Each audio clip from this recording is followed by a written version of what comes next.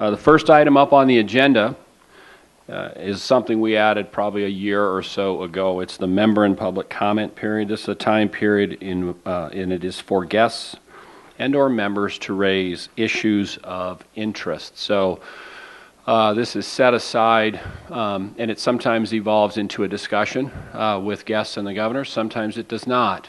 You should not take silence of the governors, of any of the governors, to indicate they don't care or don't want to listen. That is in fact not the case. They want to listen very carefully.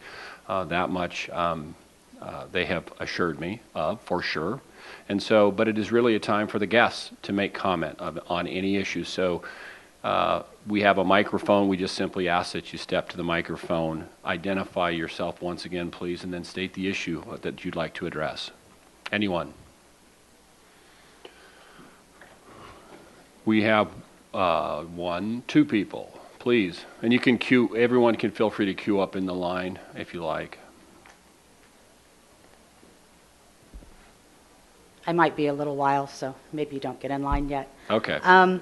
I'm here on behalf of some WSBA staff members who gave me comments that they wanted to bring forward to you in response to the news of hearing that Paula Littlewood is being removed as executive director. I think there are a lot of staff who would have liked to have been here today and speak to you directly, but they couldn't, and so I offered to bring their comments and share them with you. Because of that, I'm hoping you can give me a little more time, so that as much time as you would give each one of these staff people if they were here.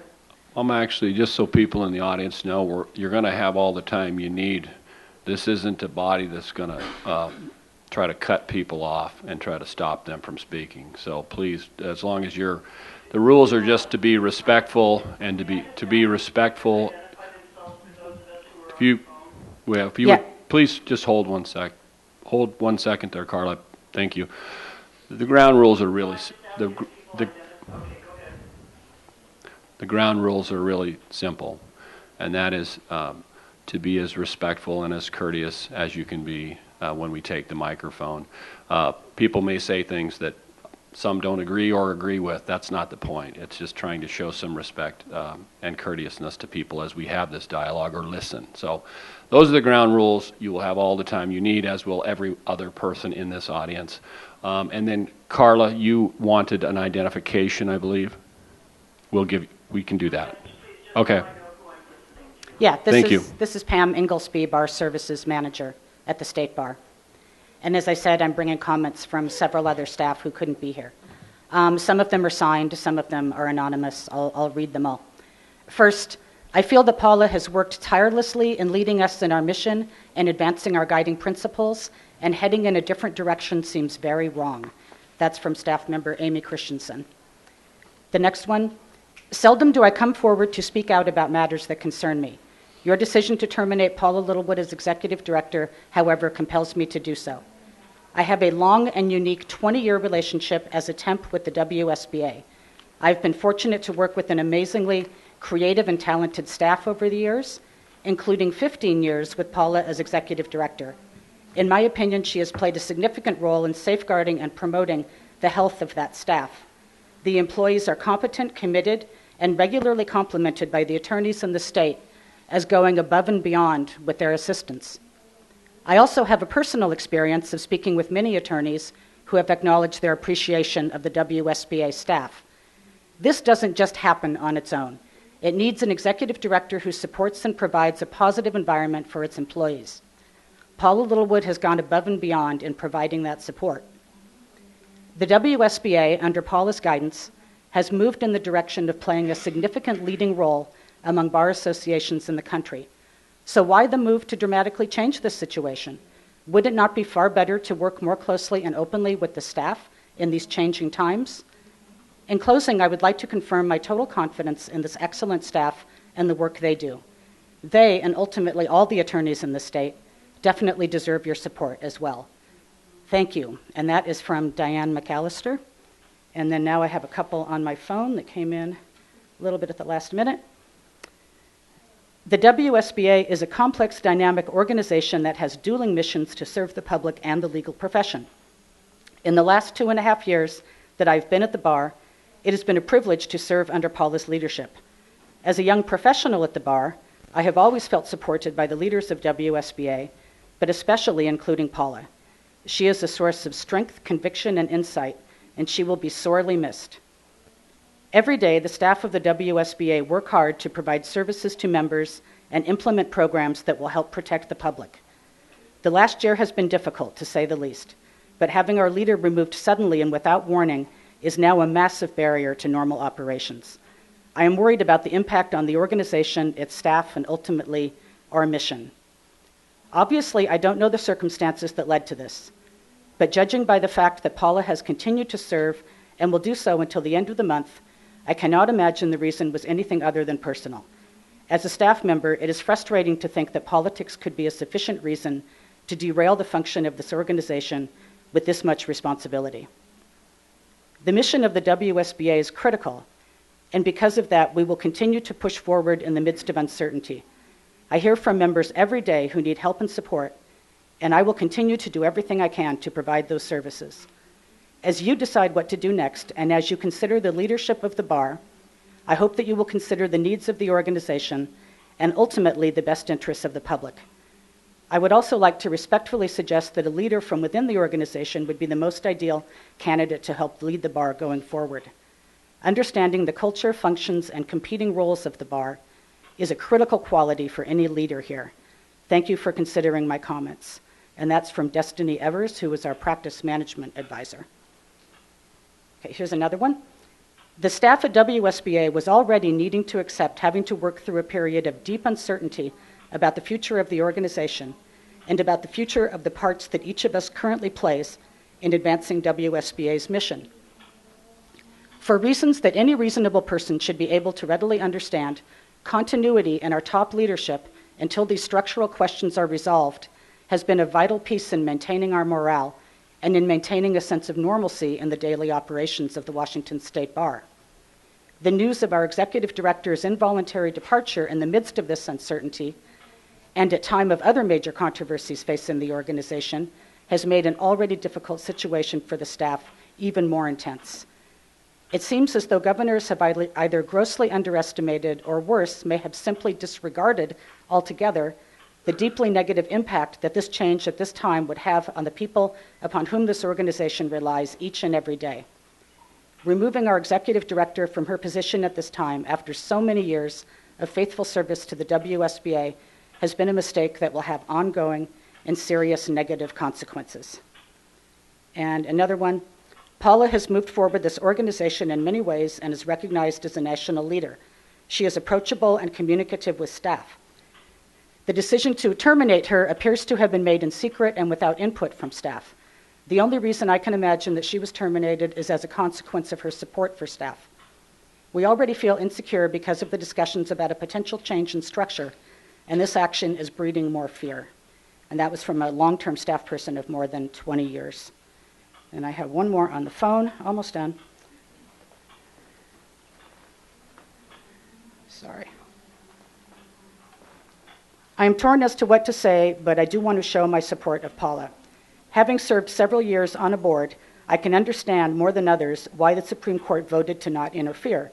That said, I believe they had the opportunity, duty, and responsibility to make certain that WSBA continues to have quality leadership through this volatile period. And then finally, the staff was surprised to hear not only that Paula is leaving, but that the reason the board gave is that it wants to move in a new direction. Many of us are wondering what this new direction is, if we've been watching your meetings and reading your emails, and we don't know what you're talking about. We are angry, sad, confused, and scared. You created this environment with your actions, and we need you to take responsibility for it and start the hard work of repairing the damage. Thank you. Thank you.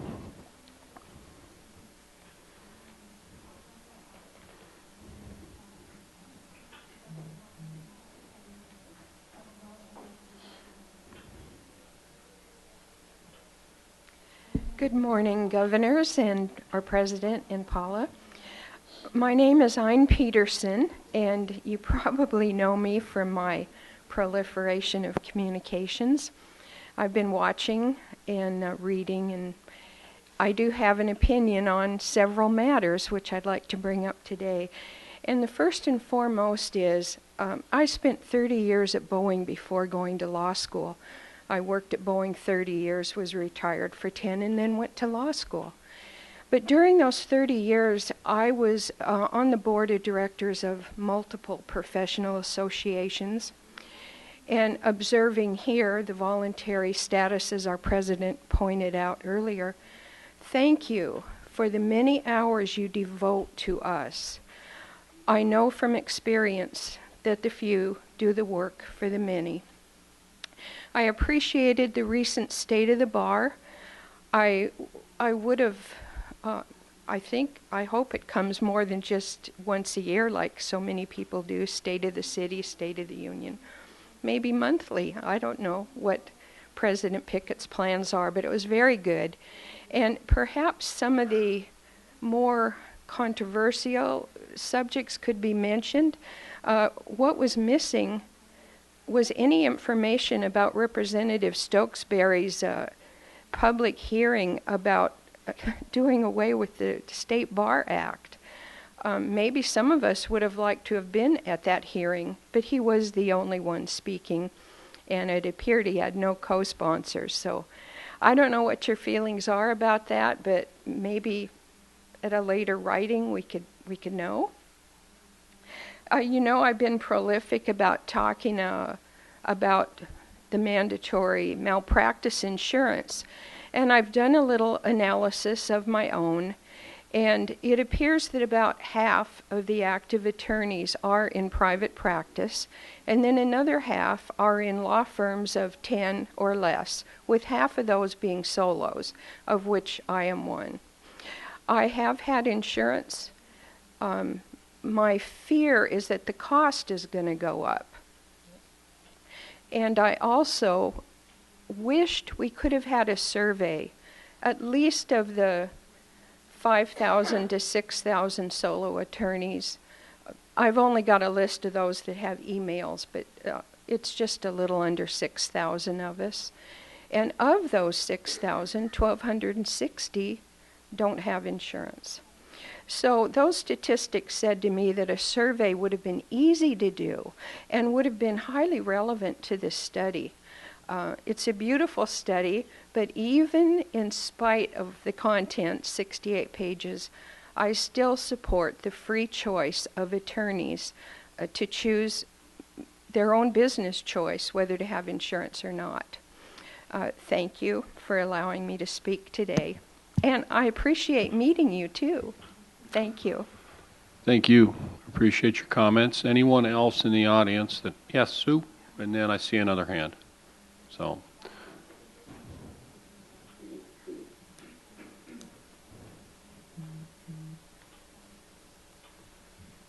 Thank you very much for the opportunity to speak. I've been a member of the Bar Association since 2009, and I've thoroughly enjoyed my association with the lawyer and legal profession and being here, and I think it's a wonderful place to work. I'm sorry, Carla. This is Sue Strand, Legal Community Outreach Specialist, also member of the Bar, number 41102. Sue, can I Yes. have you hold one moment, because I am getting a request that we move that microphone, if possible, closer to the phone, folks on the phone. They're saying they're having a hard time. I know it's okay. Yeah. Okay. We're gonna try to do this, and then all the governors make.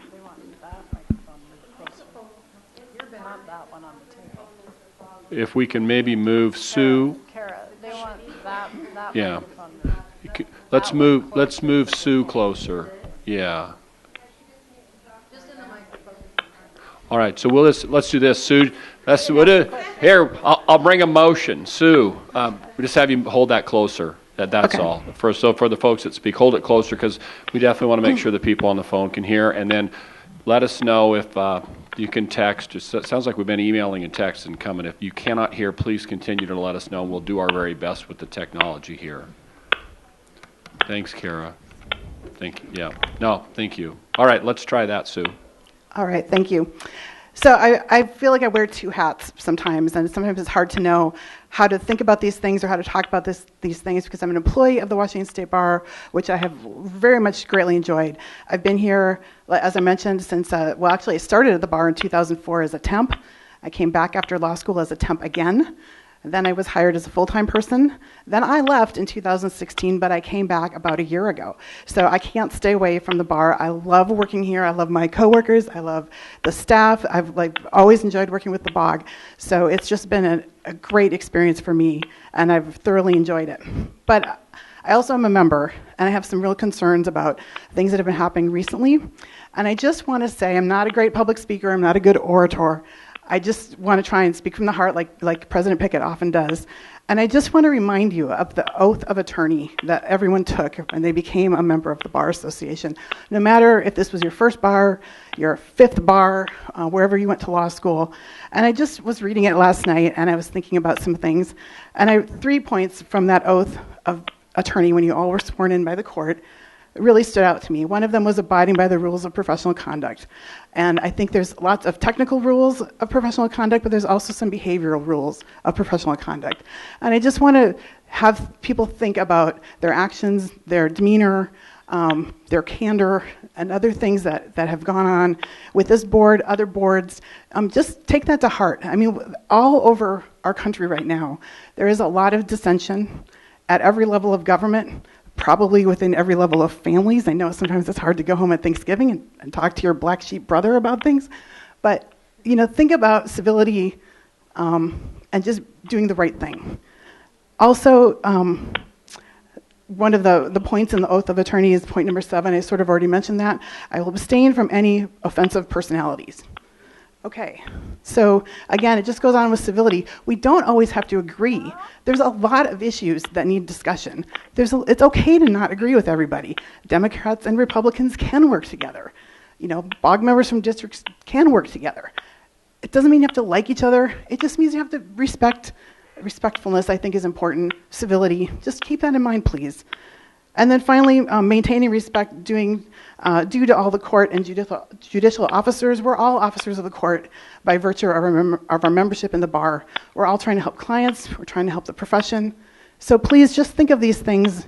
Take the oath to heart. It was probably a long time ago for many of you, but reread it. It's a living, breathing document, I guess, that you agreed to pursue those ideals and those rules when you were sworn in. And just please remember to do that now. Thank you. Thank you, Sue. Excellent words and excellent reminder to all of us, so thank you very much. Appreciated. Dr. Robin?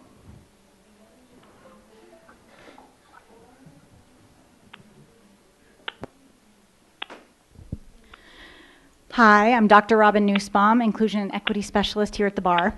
And I just wanted to add, since I knew I was coming, I didn't send a message to Pam to share. I wanted to add my own message. I will also be speaking to you all later on other agenda items. But in particular, I wanted to speak about Paula's departure as well. That if you thought that you were somehow liberating the staff or, that we were unhappy with Paula as an ED, I would say for the vast majority of staff, obviously I can't speak for everybody, but I'm pretty close with many staff members, I would say that's not true. Most of us liked Paula, found her to be a good leader. Definitely, I felt like, I'll speak for myself, felt like she was excellent in taking this bar and the legal profession into a new era, and really recognizing that the profession is changing, and that we're going to have to keep up with that. She was also a good leader internally in terms of, really keeping us informed, trying to make sure that we all understood what was going on and how we could best continue to do our jobs, because all of us are dedicated and passionate about this mission. And, Paula was always there to make sure we could get our jobs done. Thanks. Thank you, Robin. Any additional comments from members in the audience? Yes, please. If I may interrupt Patricia Michael, I'm on the call-in line. Will there be an opportunity for us on the call-in line to comment? There will, Patricia, because you just reminded me that you're there. So thank you, and I will do my best to make sure that you folks on the line have a chance to comment. So we'll take another speaker Thank you. Thank you. Another speaker in the room, please. Thank you. Brian Constantine. I'm a government attorney, as I said before, and I've been around this bog for about a decade now in various roles with the Government Lawyers Bar Association. We had a great meeting yesterday with President and Paula and some staff, and of course our Governor Chris. Thank you for being there. I'd say in years past there have been other governors who have shown, so I was a little saddened that there weren't more governors coming down here to potentially talk with the local bar associations. I know Thurston County maybe seems a little bit smaller, but we are the seat of government.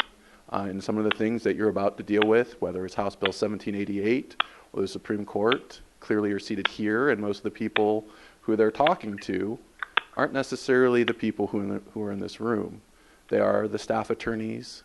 They're the ones hard at work, whether it's in government, at the Attorney General's office, and also in private practice, who are all buzzing around because it's legislative session. So I think it behooves you, if you haven't spent much time down here in the last 24 hours, and I know you're going to be down here for the next couple days, to really take advantage of that.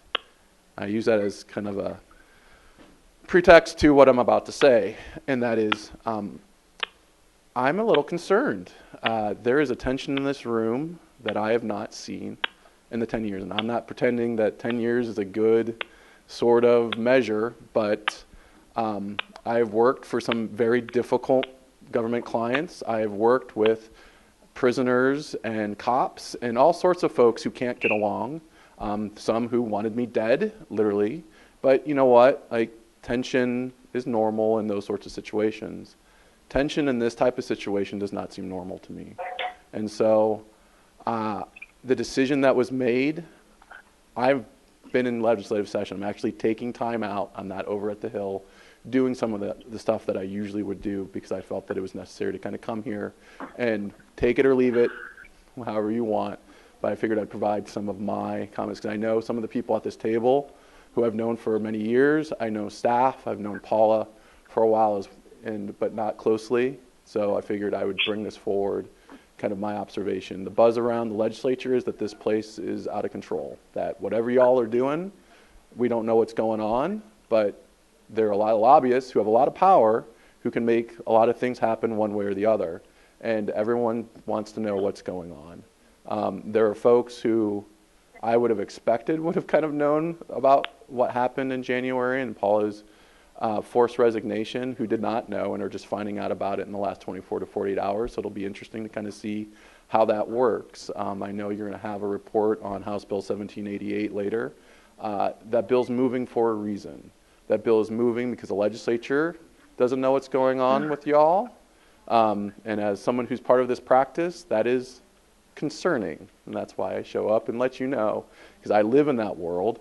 In that world, it works a little bit differently than here, and it works differently than a lot of places where which you practice law, for better or for worse. I'm not trying to say it should work that way.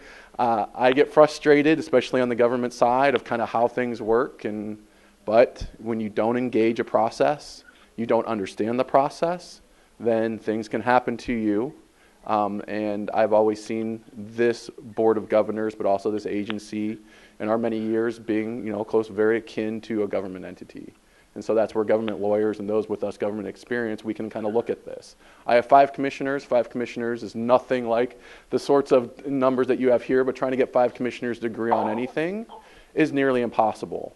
The Charter School Commission, I think, has 11 commissioners. Trying to get 11 commissioners on a charter school commission is nearly impossible. But they have to figure it out, and they do it in a public session, and they do it in a public forum.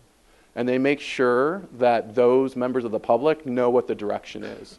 So I'm not here to criticize a direction. I mean, I have my own personal thoughts, but I am not privy and have not been around for that. But I can say holding 2 of my young kids in bed at 4 o'clock this morning as they needed to cuddle with a parent, reading through the minutes from January that were in today's packet, reading from December, I don't know what the hell you're doing. Like, I have no idea what's going on. I can't figure it out through the minutes, and I'm pretty good at minutes. I live in minutes. I live with it day to day. I have to make sure that the minutes for my commission are done correctly, or we have serious consequences if we don't do things correctly. And we have a $3 billion industry, and gambling commission should have said that. So I work in a really interesting kind of part of gambling, but I've represented the Department of Corrections, some of the other vices. I've been with the Attorney General's office, Washington State Patrol. So I've been around a lot of interesting situations, and even now the engagement or the lack thereof that I see and the kind of look at screens makes sense. Like, this is uncomfortable. But you got to do it in public. You got, my membership, government lawyers, which, by the way, when you kind of look at some of the demographics, is one of the larger membership groups, though we clearly don't represent all of them, but we would like to know what's going on. We'd like to know those who have made this decision, because I doubt it was a unanimous decision. Nothing like this really is. And kind of what that direction is. The membership needs to know that. I mean, staff, as part of staff, if my director were all of a sudden let go, and now we need to kind of figure out how that's going to happen, there'd be a lot of the same concerns. I think this is a very, this is normal, this is reasonable. I think it's good for, at some point, you're going to want to make sure that you can let everyone know what the direction is. Moving on from Paula, if that was your decision, if that was a unanimous decision, then you let your folks know that. If it was a divided decision, then you let folks know that. And you then seek input from the public, from your membership, those who you represent. And lots of specialty bars, lots of minority bars who are going to have those opinions as to kind of what that direction is. Because if you don't solicit it and try and conform it to a place, to a really safe space like this, which is what you're trying to create, then you know where they're going to go. I'm going to walk to the ledge right now, and I'm going to start talking with folks. I'm going to start encouraging the trialers to start doing some things. I'm going to start encouraging the folks that I know have the ear of some of the Supreme Court justices and some of the leadership of the Democrats and the Republicans. And I'm not that important. I'm not that influential. But I can go talk to the folks who are. And the fact that I have that access, you better believe that there's already folks doing that. And if that's where, if you're not being public, if you're not really having that process and understanding that process, then you're going to allow others who aren't in this room, and you're going to encourage your membership to not engage with you and to go engage with other folks. And at least in kind of what I would expect the process to be, is that you want them to engage with you. That's why you're here. That's why you're spending your time looking through 500 pages of Board of Governors materials, and you've decided to dedicate your service to this. The service not to yourselves, your service to this organization, to the membership, which we all care very, very deeply about. And we know this is uncertain times. The courts have created some uncertainty. The legislature may now continue to create some uncertainty. And I think it's encouraging the court and have that dialogue with the court, who ultimately have the plenary authority to make those decisions. And that's really kind of part of that too. I mean, I know sometimes where my frustration comes is it'd be great to hear more from the court. Justices aren't used to that kind of process sometimes because of kind of where they are in the checks and balances. Executive branch, we're always used to having to, everything that I do is a public record. Everything that I do is almost disseminable. So it's a very normal way of going about doing that. So I come from this process. But when I see an email come up from Paula, which was kind of out of the blue from my perspective, and now I have to go and try and I have decided the determination and time to do this, but then I had to go and kind of recreate what just happened. What just happened. And maybe something was said. I'm sorry, I came in about 10 minutes late, so I don't know if the executive session report provided any, but I doubt it, because that's not the purpose of that part, right? Like, we have executive sessions, we talk about all sorts of things, we don't come out after executive session. There's a reason for that. There's a reason why you have that process. But that doesn't mean that you don't come out at some point and you figure out what you're going to coalesce around and what is this path forward. Because if that doesn't happen, somebody else is going to make the determination for this organization, is going to make the nation for this group. And maybe that's the way it should happen. Maybe the ledge should work. Maybe the legislature should go forward. And I know Representative Stokesbury was the only one on it, but he's not the only one on it. Representative Stokesbury had the courage, I think, to move forward as a bar member, as a leader of his caucus, and he decided he was going to move that conversation forward. There are numerous legislators who are having conversations about that, including Chair Jenkins, who is usually an ally for this body, along with what will be Chair Peterson when it goes across to the Senate, because it's likely going to get out in the next few days. So the fact that it's moving, especially since the Bar Association didn't have something to present, and that doesn't mean you take a position. I show up all the time, I don't take positions. I show up all the time and say, well, you can do this if you don't have to do this, but here's kind of the effect. Here's how this is going to affect the Bar Association. So I really encourage you that even if you don't want to take a position, and it may be wise not to take a position, Supreme Court ultimately is going to have some on that. Maybe the position is internally, hey, we want the court to come out. We want the court to step up. If they're going to take the leadership position, then have them step up and take that leadership position. But you have staff that can go forward, and Sanjay's a great ally for you, so hopefully you're giving him lots of kudos because he's doing a great job for you. But that you at least have someone who shows up at the next hearing in the Senate before Senate Law and Justice, which won't be as friendly, by the way, to this organization as maybe the House Judiciary can be, and at least explain kind of that thought process. That'd be my hope as a member and as somebody who understands kind of the mechanics of that. And if that's the first step to kind of bringing forward what the thought process is of the board and how this could affect this organization, what does it look like? There's a lot of misinformation going on out there. You know, are we moving authority one way or the other? All these different things, which we had a great conversation about it yesterday, which was really helpful. But the fact that I have some idea of kind of what this entails, and I was a little confused, I mean, that's just ripe for problems from the legislative side, and then clearly from the membership side. You know, I'm concerned. I don't know. I know there's a lot of new faces on this. You're looking at me and saying, "Who's this guy in front of you?" I totally respect that, but I can tell you that I've been around for a while, and I'm probably not going away. And quite frankly, we may mobilize our membership a little bit. Or at least try and mobilize our membership a little bit if we feel that there's not enough of a voice from at least our side of the sector who, you know, do really care about kind of what Bar Association looks like and how it represents us as a whole. So thank you for listening to me. I really appreciate it. And I look forward, hopefully at some point, either today or in the future, of having, you know, productive conversations with y'all about kind of how you do this moving forward. And I encourage you to tap in. By no means is the government sector the only sector that you can tap into, but I really encourage you, if you've not kind of gone through things like this, to tap into people who have, because there's a wealth of information in this membership, wealth of knowledge. And if you don't have it, you should really go find somebody else who does and listen to them. How do you walk through something like this? How do you do it when you try and be open and transparent in public while still maintain whatever safe space that you need to start coming together to make those determinations? So I really encourage you to do that, because if you don't, I'm afraid of what that's going to look like, and you're going to encourage myself and others to find other avenues to make sure that the Bar Association is going a route that we feel confident in. So, like I said, thank you for your indulgence. Thank you very much. We greatly appreciate you coming down, and actually really and sincerely, let me say this and let me look at you.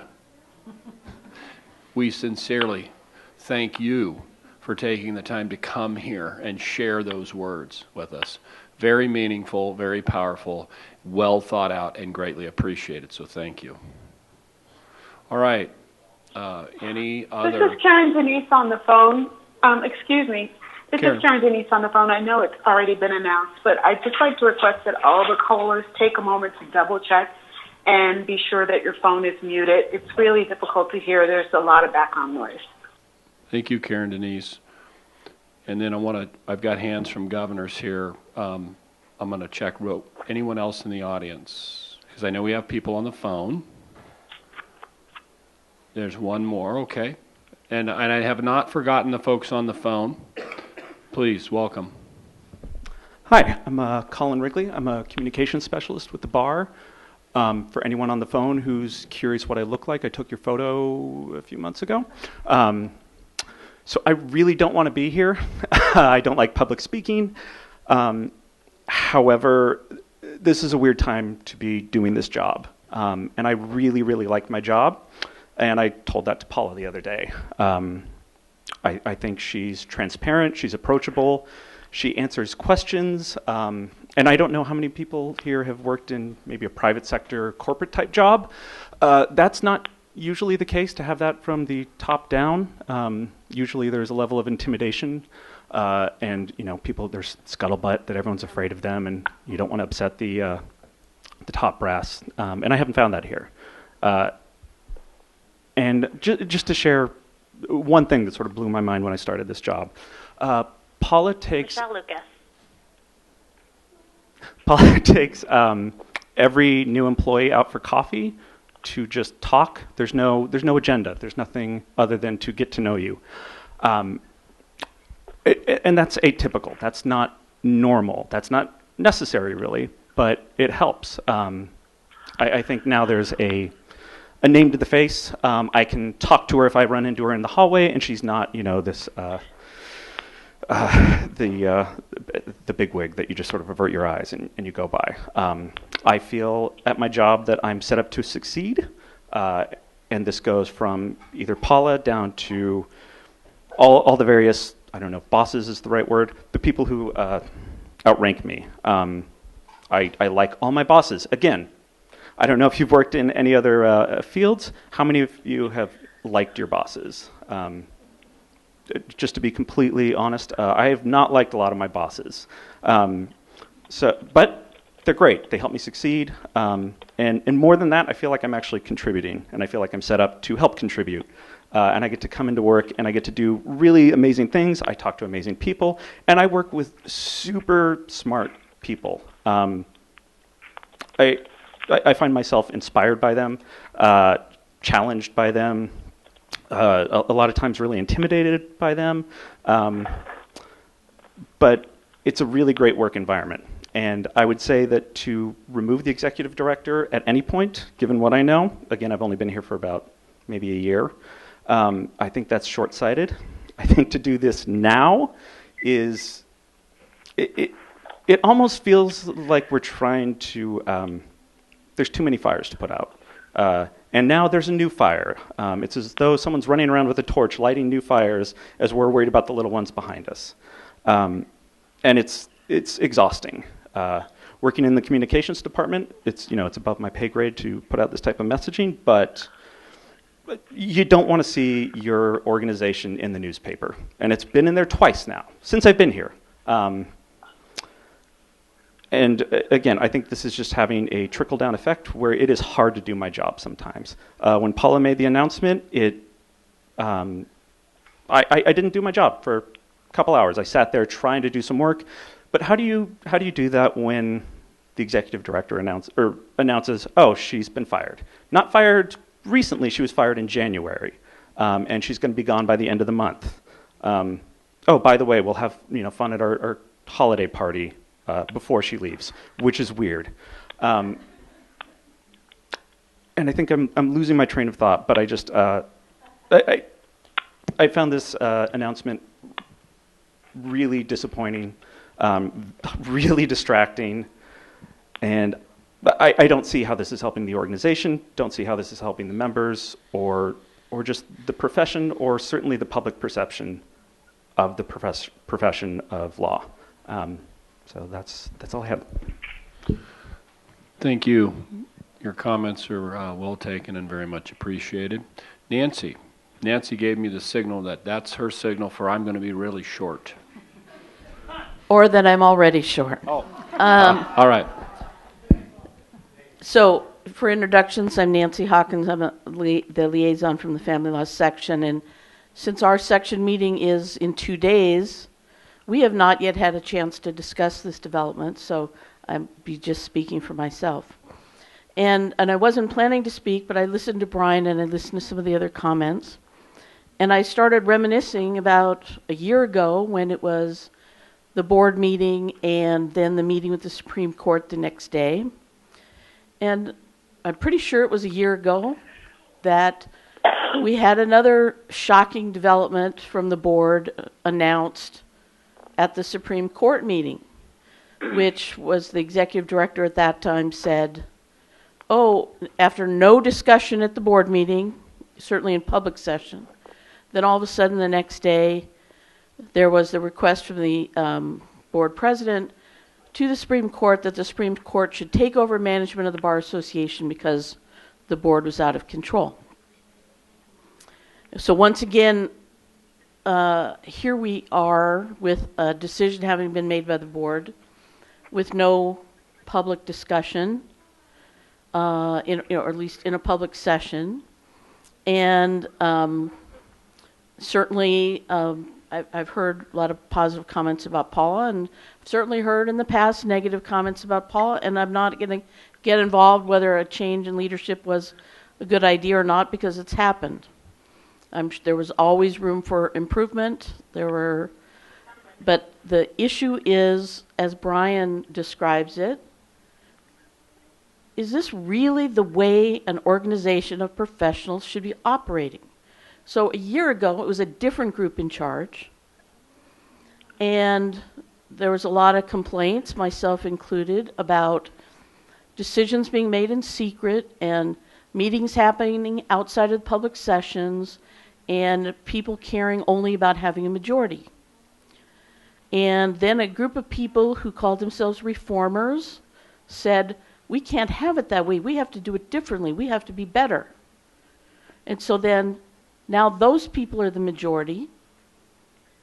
And, oh wait, now we have another major decision made in secret with no discussion in a public session, and another huge issue just before the Supreme Court gets to sort of decide everyone's future in a structure work group. And now the legislature, who, with no disrespect, don't have very many lawyers, and they're not all Rhodes Scholars, and they often mess up problems more than they help. God forbid I should say this in public, but, it's true. Do we really want the legislature deciding issues that we can't figure out in public?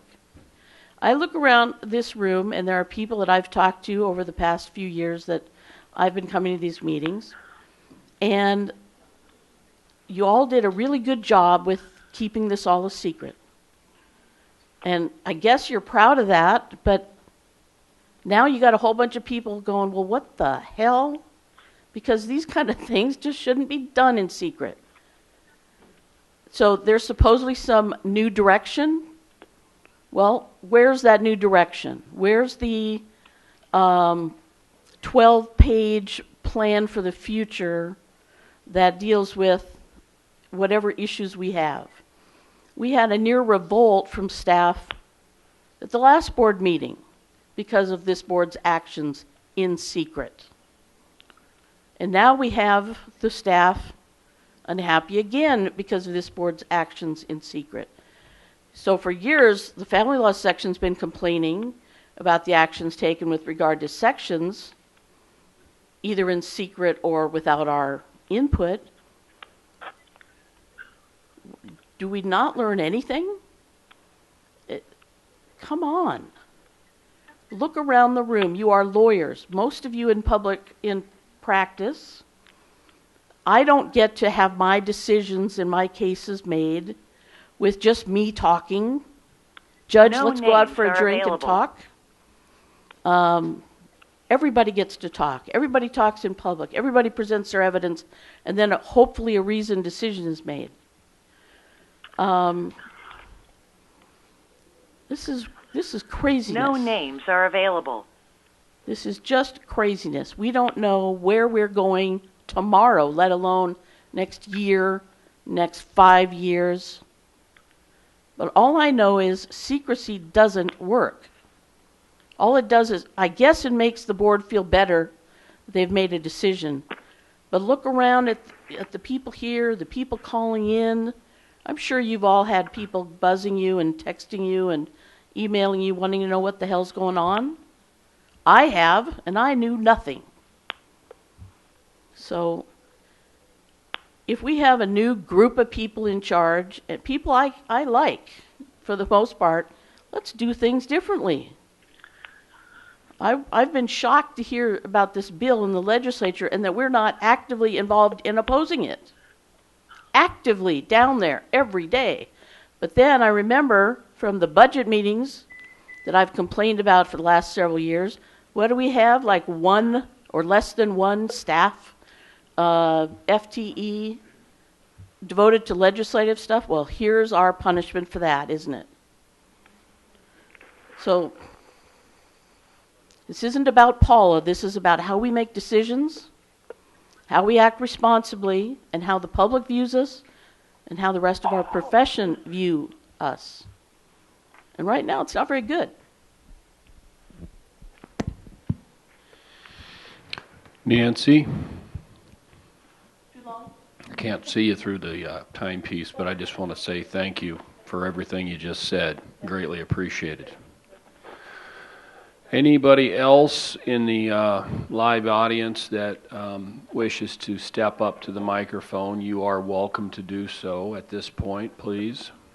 We are, and it just so the folks who are tapping, anybody that is tapping their toe and concerned about the agenda, put that aside, because like I said it earlier, we're not going to race into an agenda and stop people from speaking what they feel they need to say. So please continue. Hi, again, I'm Sierra. I work for the Bar Association in the Diversity Department. I'm an intern there. I'm also an undergrad student at SU, and I just kind of wanted to say this is more for the women in the room and on the phone, but I just wanted to thank Tara and Francis, Sarah, Julie, Paula, everyone else, because it is Women's History Month, and part of my job description is to create the heritage page for that and read about women, and also as a woman identifying person, I think a lot about the women who have come before me and paved the path, and one of those people is Paula. And I just wanted to say thank you all for being in this industry when I know it's not easy. And as like a young woman trying to get into the profession, I really appreciate all the work that you all do. Thank you. Very much appreciate your comments. I keep saying that, but I'll say it all over again. It's not; those aren't empty words. They're very much appreciated, and I see a developing leader in you, and I want to call that out and proclaim it to the top of the roof here. You are developing, and you are a leader, and you're going to be an even greater leader. So thank you for being here and being brave enough to make those comments. Anybody else that feels that brave, that you want to step up? We just not like we're calling anybody out here, but if you do want to make a comment, now's your time, because I'm about to click over to the folks on the phone. Anybody else? All right. I'm not seeing anybody jump for the microphone, and I want to call out to the people. I know we have folks lined up on the phone. If we could just kind of have one person at a time, do your best. If we talk over one another, we'll back up and we'll do it again. Who on the phone has a comment? I do. I'm Patricia Michael. Patricia, if you would, please. Thank you for being so patient. Go ahead. Oh, thank you. My name is Patricia Michael, and I live in Ellensburg, and I'm a member of the bar. And I'd like to address the Board of Governors regarding the proposed mandatory malpractice insurance. Whenever you vote, whether it's this month or in the future, I'm urging you to vote no on this issue. There is no good reason to adopt this requirement for the following reasons. First of all, there's been zero evidence presented by the task force that plaintiffs who have worthy claims against attorneys who are uninsured have any problem collecting judgments from those attorneys. Mandatory insurance is a windfall for one group and one group only, and that is the insurance companies. The insurance companies, if this is put into effect, will have a captive market of attorneys, and they will be able to raise their rates at will. Rising insurance rates will be imposed on all lawyers, and this cost, of course, will be passed on to the clients. I don't understand how that could possibly benefit the public. Insurance companies will effectively be able to disbar, I'm putting quotes around that, disbar attorneys. And they'll do it by refusing to insure them. And if insurance is required, then of course that particular attorney will not be able to practice.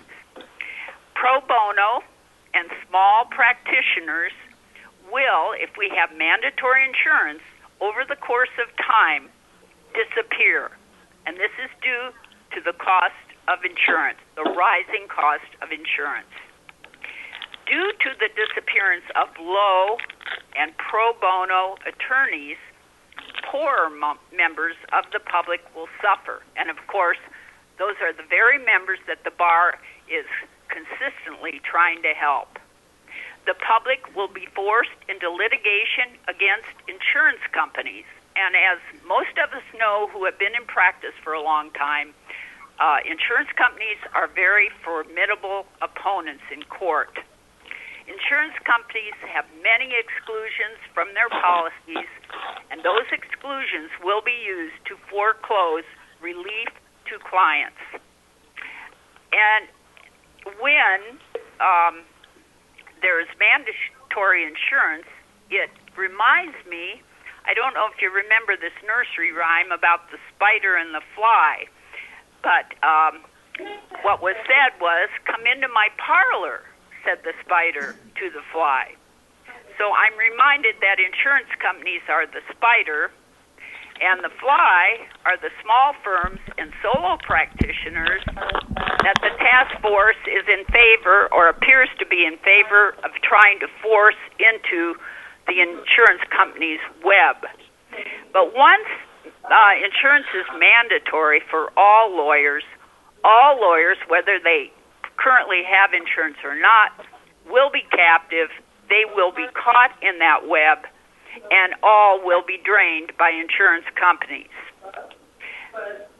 Right now, attorneys, and it's a lot of low bono and small practitioners who do not have malpractice insurance, are actually performing a service for all Washington lawyers, even the larger firms that do have insurance.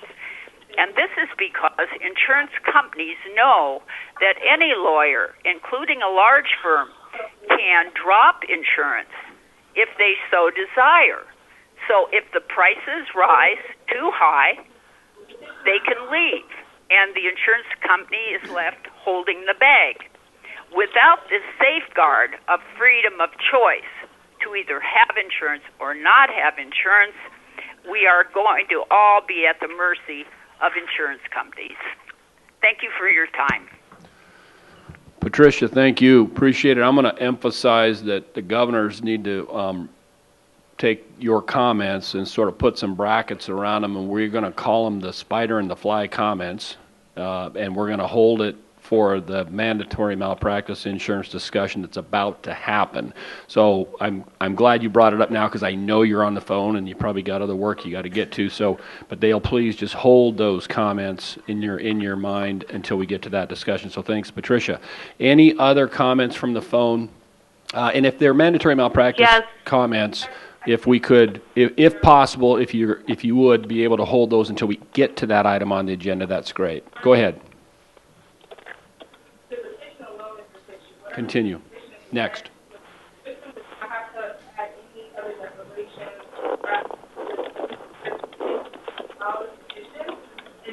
Somebody's not on mute. You're disclosing attorney-client privileged information right now. Just a little warning. That took care of it. Okay. President Pickett? Yes, we're here. Go ahead. This is Caitlin Davis. Caitlin Davis, welcome. Go ahead. Thank you so much. I'm going to be really brief, and thank you to the Board of Governors for allowing my brief interjection.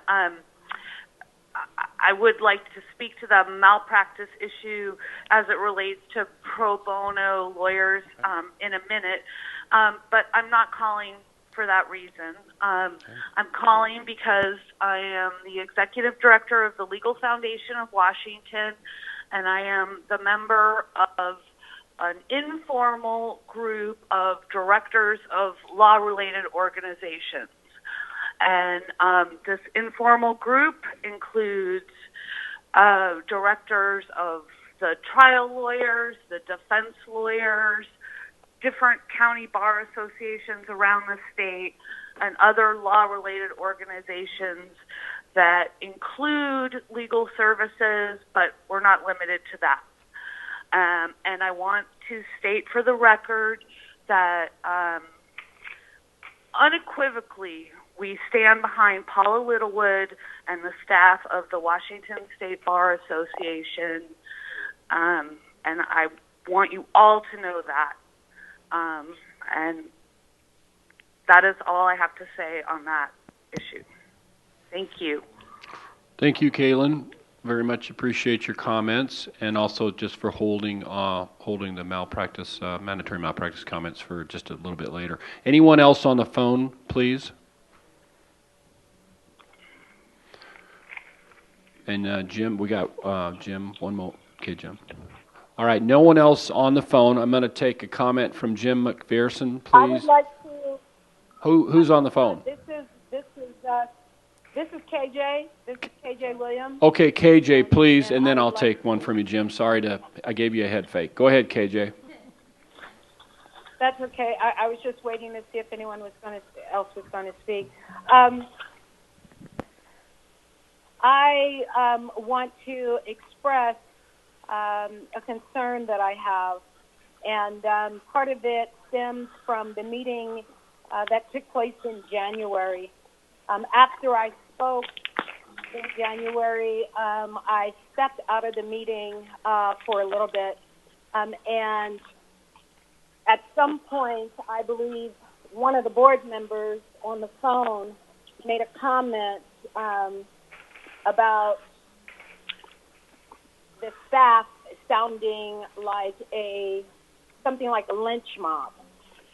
Now, if I am incorrect in the communication, then I stand corrected, and please forgive me. But I want to point out that using that kind of language after people have taken the time to exert their own courage to speak to power and to speak truth to power is very demoralizing. It also indicates pretty clearly, at least in my perspective, the attitude of that board member, and in some ways, if that comment was not checked because I was not in the room, the attitude of the overall board. Now, as an African-American woman who stood in front of the board and who intentionally spoke to positionality and power, I take issue with that language being used. I have gone through the minutes, and I probably need to go through them again in looking for that language. But I want to say that as the diversity program manager of the Bar Association, as an African-American woman, I will not sit silent if that language was in fact used, because it is harmful, it is demoralizing, and it is demeaning. And if anything, that is the kind of language that is ultimately completely disrespectful. President Pickett did a great job of opening up this meeting and ensuring by your language that everyone is respectful. I would say that what we need to question is what is considered respectful. Are we talking about the dominant white paradigm around communication and language, and that people from other cultures, and that women especially, when they begin to engage and communicate from a place of passion, that we are then being disrespectful? I think not. And we cannot be held to a standard that only supports the status quo. The board has stated that they want to go in a new direction. The fact that we've had little to zero contact with the board, we being myself and Robin Nussbaum, who handles the diversity and inclusion work internally, the fact that we have had little to no engagement with the board around diversity and inclusion matters over the last year causes me to question whether or not the new direction will be an elimination of things like diversity and inclusion. I can only suspect that that is true based on the lack of training, the lack of education, the lack of any type of invite to come and dialogue. And this is very different than any other board since my tenure here. And so I am concerned at many levels as to where the bar is going. And I am also clear, as an African American, about the danger that I continue to put myself in because I have spoken up. But I'm okay with that because I understand the risk that comes along with this position and with me opening my mouth. But ethically, I have no choice. It's not okay to demonize us as staff because we are taking the time and because we have formulated collective courage to speak truth to power.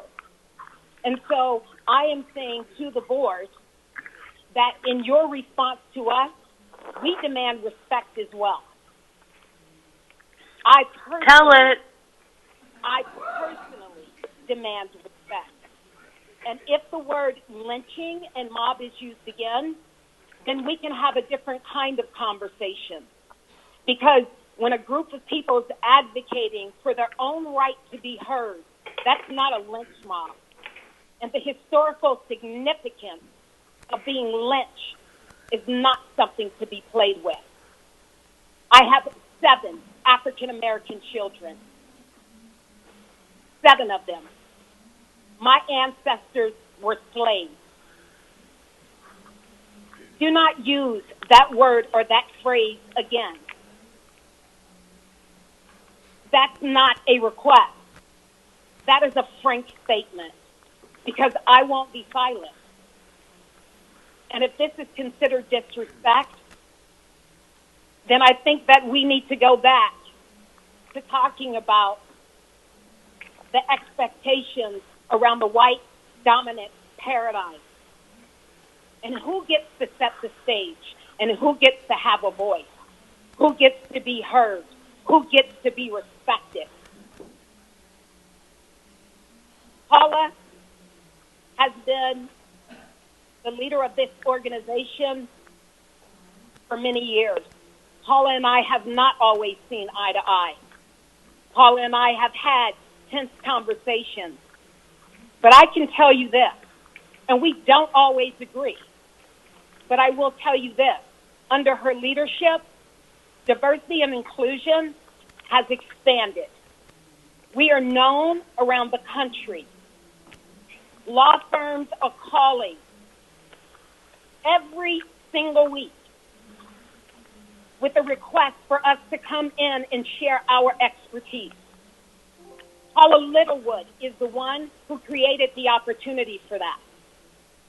And so if your new direction is going to include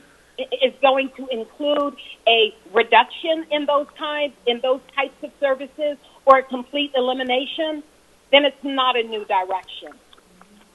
It's not a new direction at all. We'll just be back at square one. And based on many of the responses, I'm sure that maybe that's where some folks are comfortable being at. For those board members that are not speaking up, I want you to know that silence in times like this is considered being complicit. Thank you. That's all that I have to say. Joy, this bill, I just want to say thank you, first and foremost, for speaking truth.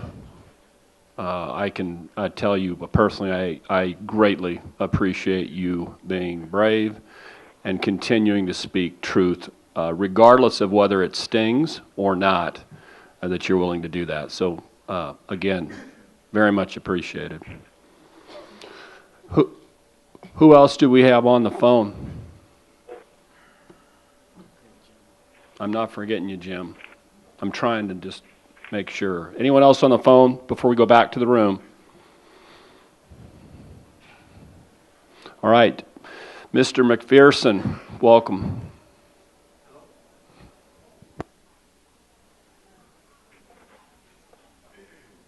And here I am. Thank you, Bill. Thank you, Board.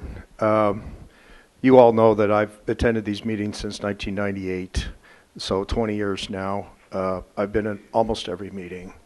And so I'm very familiar with what happens in this room and in rooms with throughout the state that you've attended. And things have changed. And one of the things that I do appreciate is that now that things are filmed, we can go back and look at it. So if there is any question about what this organization has done, we can go see that. So I appreciate that. And one of the things I want to remind you is that throughout the last 20 years, I have regularly been asked, Jim, why don't you just run for the BOG? Why don't you just take a seat? Why don't you get around the table? And to be honest with you, part of it is what you're going through right now. And I want to also remind you that throughout those 20 years, one of the constant mantras that we have had is how do we engage the membership and how do we make them pay attention to what the BOG is doing, and that's happening. And good or bad, that is happening. And so I think you should take that as a positive. The other thing that you should remember is that as a litigator, of course, I have to have a very thick skin. I have to. I lose, I win, I have draws. But I can't make it a personal thing. And as attorneys, we need to remember that and to thicken our skins when we need to. And the other thing is that you got to face the wind. You got to look into the wind and accept what's going on. And so with that in mind, all I can say is that to those that are going to go back and listen to this or watch this or in the future, I would actually encourage them to get involved with the BOG. Be a member of the BOG. Come up here. You know, there's a lot of people that say a lot of things and don't realize what you guys have been doing. And to the extent that you've stumbled or made mistakes, that's fine. But people who want to make an impact should be here in the room and should be here at the table. So each of you encourage others to run. And I guess what I want to say is that I actually heartfully feel that you're doing a good job and that you're not always doing the right thing, but I know that people care. And I want the membership to realize that every single person on this BOG who I have gotten to know personally and over the last 20 years, I say virtually every single one of them has been changed by the process of sitting here, and that every single one of them cared about the job. They truly personally care, and they make mistakes, and the bar will go on, hopefully, in some form. That's the thing I'm interested in seeing over the next year or two. So thanks, Bill. It's noon. Thank you, James.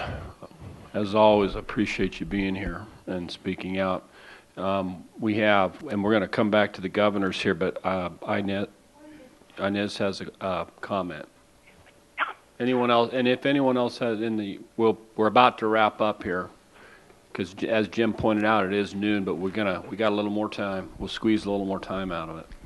So my 30 years in the business world and my 10 years as a grassroots activist before going to law school, I witnessed a lot of meetings. And this is what bothers me. Last month's meeting and this month, non-lawyer employees of the bar, this is the wrong venue for them. They have staff meetings, they have managers, and they have the executive director. This is not the venue. It just strikes me wrong. I hope you'll consider some rules in that regard. Maybe I'm wrong, but it just doesn't play out right to me. Employees do not run the bar.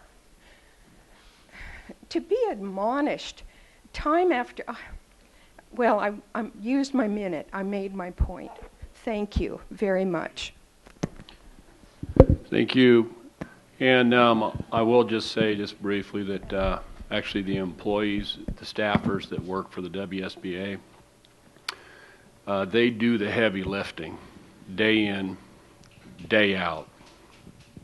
They, whether lawyers like it or not, do the hard work that keeps this organization on track. They are appreciated not only in word, but I hope in deed. And by allowing them to come and to speak in an open, transparent forum will always be the rule of the day. So long as I am the president, I will not allow staffers or members or the public to which we are sworn to serve to be shut down, to be shut out, and to be told that they are not allowed to speak in this forum. This is an appropriate forum. So that's those are the words. Bill, point of order, this is Carla. That was an inappropriate thing for the chair to say to a member who's speaking. I'm going to object and ask that you not do that in the future, to keep the meeting orderly. The meeting you shouldn't say things like that to the people who are speaking to us. The meeting is orderly, and it will continue to be orderly, and your objection is noted. And I applaud the staff of this organization for the things they do, the things they say, and you will not be shut out in any way, shape, or form. Not as long as I am the president of this organization. Is there another comment before we go to the governors, please?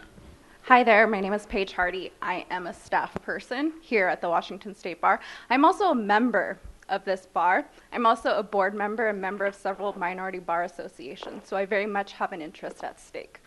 I also, just for a quick point of clarification, there are policies in place presently on who can attend bar meetings when they're outside the workplace, when they're in places like Olympia, and we've actually consulted with our managers, and there are several people here who took vacation time to be here because they care.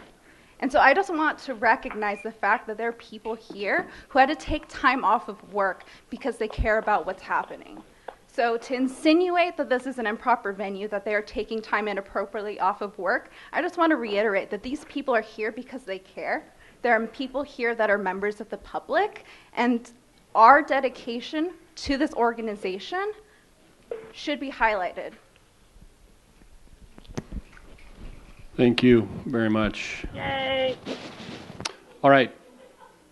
This is Andrea Zarman. Can I address the board? Go ahead, please, and then Jeannie, you're next. Go ahead. Oh, I thought you were just holding the mic. Sorry. Okay. Go ahead on the phone.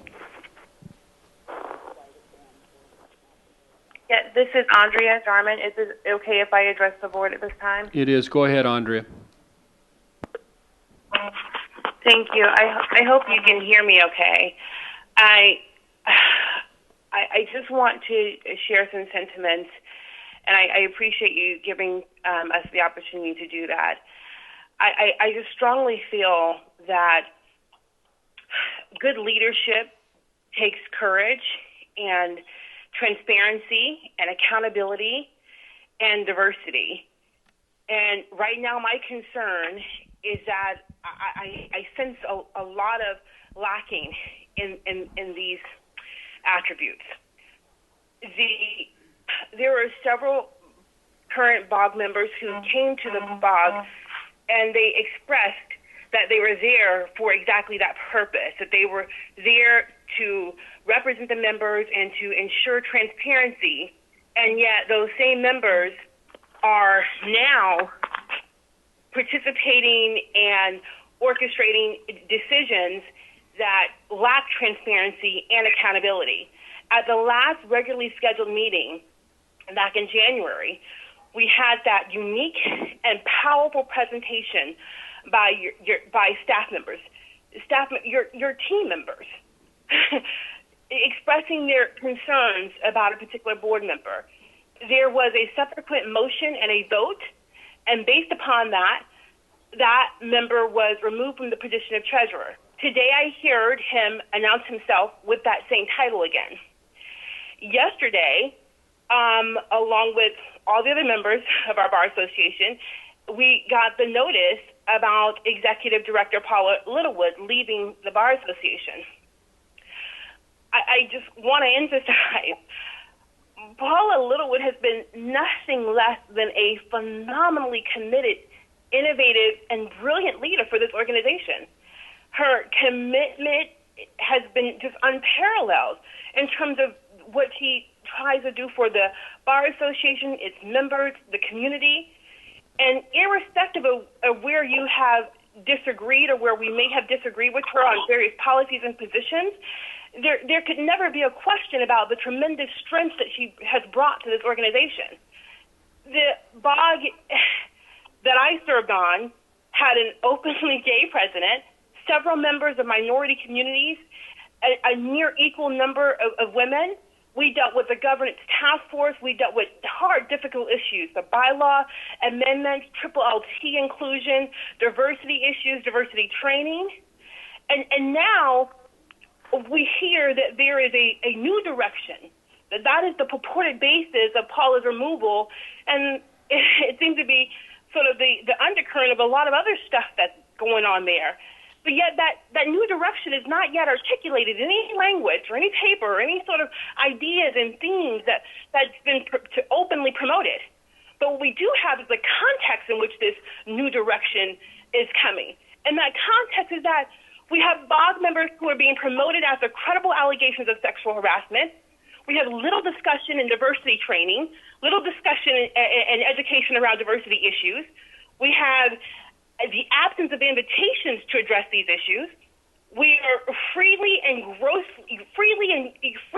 just without any forethought allowing people to use grossly offensive and historically racialized terms like lynching and mob in open meetings. And we have environments where where it's acceptable for people to suggest that there are places where our staff, our team members should not be permitted to be and give voice. And then we have major decisions like that of Paula's exit without any input, and it being done in the dark behind the scenes. So this is the context in which we are suggesting, or which the board is suggesting, it's going in a new direction. Well, I have great fear of what that new direction is.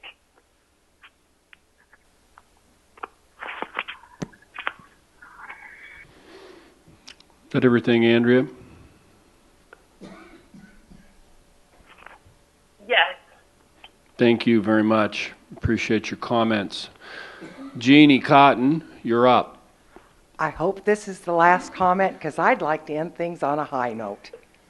Everybody has a right to an opinion. You've heard them all today. My opinion is I'd like to thank the board for their hard work. I know we don't always agree. I know you guys don't always agree. But you're doing your job. You do personnel matters in executive session. It's not a public forum. I'm sorry. Everybody here is appreciated, but I will reiterate what my colleague in crime, Mr. McPherson, said. You know, you see the number of people sitting here?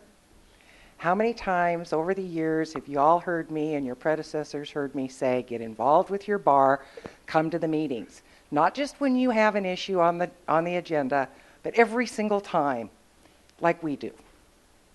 Because that's when you learn and that's when you appreciate and you get to know the individuals at the table. Paula, I wish you well in the future. Change is hard for everybody, but sometimes it can be good, and I hope we all lift up each other together to make this a positive thing and a better bar. And let's have lunch. All right, Jeannie, thank you. I'm going to look at the governors if they have anything, if they need response. So I've got a hand from Ethan, and then anybody else? So Paul, Ethan, Paul, Alec, okay, and Kyle. All right, we got some hands. We're going to continue forward here. I'll be brief. Thank you, everyone, for your comments, and thank you for for your courage speaking today and at the previous meeting. At the end of the day, why is the board here? To fulfill WSBA's mission. And you don't need to look any further than at the bottom of your name tag to see what it is. WSBA's mission: to serve the public and members of the bar, to ensure the integrity of the legal profession, and to champion justice. Fulfilling that mission requires this board to address the staff concerns raised today and at the previous meeting. Fulfilling that mission requires stability. That's particularly true here, where the future of the bar is a little bit in limbo and not certain. And fulfilling this mission requires leadership. What kind of leader? A nationally recognized expert in state bar associations, a person with impeccable integrity, and a person with intellect and vision. And where would we find that type of leader? She's sitting right here at the end of the table, Paula Littlewood. And for all these reasons, I'm going to move that the Board of Governors retain Paula Littlewood as the Executive Director to the conclusion of the WSBA Structures Work Group. Governors, you have a motion on the table. Is there a second? Governor Meserve seconds the motion. Any discussion? Bill, can we move the discussion to after lunch? Okay, we will adjourn and Bill, we at will hold our discussion in abeyance and we will take it up right after lunch. Thank you. And we are adjourned. All right, we've got a motion. We're going to go back, visit some old business from this morning that we did not get to. We had a motion by Ethan, a second by Chris, and probably what we should do is start, Ethan, by you restating the motion, and then we will move on that. The motion that has been made and seconded states that the Board of Governors moves to retain Paula Littlewood as the Executive Director for the Washington State Bar Association to the conclusion of the Supreme Court Structures Work Group. All right. And that was seconded by Governor Meserve. Chris? All right. As I just understand... I'm sorry, Bill, this is Carla. Could I just have Ethan speak up because I couldn't actually hear his restated motion? Yes. That the Board of Governors... Could we hear it one more time? I'm sorry about that. Sure. The Board of Governors retains Paula Littlewood as the Executive Director for the Washington State Bar Association to the conclusion of the Supreme Court Structures Work Group. All right. As I understand the motion, Ethan, it's a motion to extend the timeline. Correct. All right. Governors, do you have questions about the motion? I have a quick question. Question, please, Russell. I'm 100% in favor of complete transparency and don't have any problem doing this in public session, so I'm not advocating for this, but I have a question for some of our rules folks around here. Rules folks. Okay. I think this is an executive session. This is a personnel matter that we addressed in executive session. Is public session the correct forum to address this issue? And one of the reasons I ask is there may be confidential issues, and I don't know Paula's choice on this. If you want, okay, then. All right. All right. Okay. Any other, and Alec, I know you came just a little bit late. The motion is to extend the deadline for Paula through the completion of the structures work group. Did I state that right, Ethan? Yes, that is the motion. Essentially an extension of time. Any other questions or comments from governors? Bill, this is Carla. Go I ahead. thought that, I'm sorry, and I apologize, I'm on the phone, but Yeah. I thought that he said initially the motion was to reinstate her, and then the second one was to rename her as executive director. Is it now that That's a phone, to Carla. extend Yeah. her contract?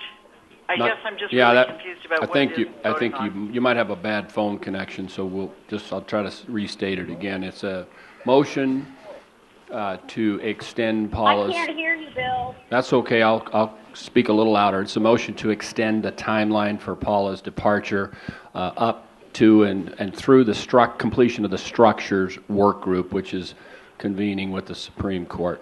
And there was a second to the motion. Does that heard on the phone okay? If I could just state, I think I heard the motion is to extend the timeline for Paula's departure as executive director until the conclusion of the structures work group. Did I get that? I believe that is correct. Yes. Thank you. Okay. Thank you. Alec, you had a question or a comment? Roll call vote. We'll make a roll call vote. If that's somebody on the line, if you could please mute. Could you mute that call? Mute your phone, guys. Mute. There's a button. It's called mute. You guys need to mute your phone. All right. All right. We'll wait for you to mute that call. No names are available. Sometimes technology is a little glitchy.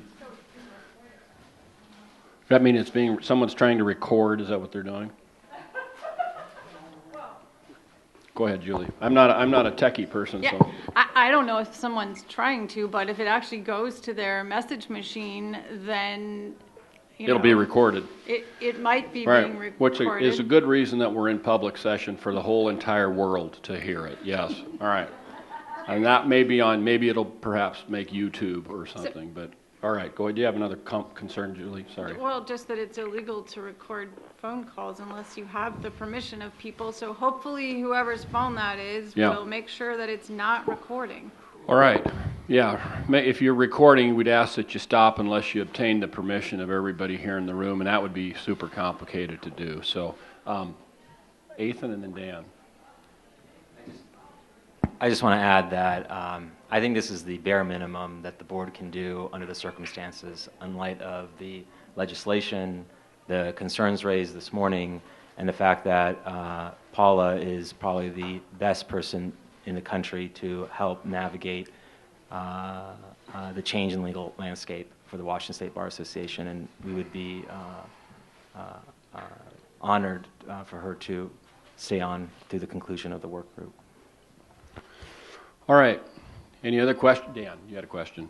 Question or comment? As someone who does appellate work, I'm sensitive to preserving my record. I'm happy to raise my hand in public, but this motion is not appropriate under the rules for the reasons I mentioned before we went to a break. Thanks, Dan. Anybody else? I know Betsy's got a question, but hold that for a second. Any other governors with questions or comments? And we're not going to take too long on this, but I'm looking around and I'm not hearing or seeing any hands from any governors. Quickly to the phone with Kim or Carla or Brian. Do you have any questions, comments? No. This is Carla. I'd have to say that I do agree with Dan. Under Robert's Rules of Order, we already voted to extend Paula's departure date from March 6th to March 31st. And we're basically now being asked to reconsider that decision. That's not proper under Robert's rules. And Bill, as the chair, you ought not to entertain this motion. So I'm respectfully suggesting that that's improper, can't be done, and we shouldn't be voting on it. Okay, so I got that actually shot up some governor hands. And can I, Betsy, do you want to comment? You want to hold? I'll hold until the governor. Okay, thank you. Chris and then Alec. Thank you. My point is that any decision that was made regarding the employment of the executive director in executive session was improper under the bylaws because the bylaws clearly provide that the only discussion that can take place in executive session is to review the performance of the executive director. A decision regarding termination of her employment is a decision that must be made in public session. It has not been made in public session, and so that I submit that that was in violation of the bylaws. I think Ethan properly has brought this matter before us in public session, which is where it should have been in the first place, not just in the interest of transparency, not just in response to the comments from our members, but because that's what our bylaws provide. Thanks, Chris. Alec. And also, I guess this would be a point of order, but there's nothing in Roberts that says, well, you can only extend one time. Decisions can be made that will move that out according to what's come up before us. Otherwise, we wouldn't have been able to go from the 6th to the 31st. But there's nothing that says, well, once you've done that, then you're locked in. It is not the 31st, so we could still act.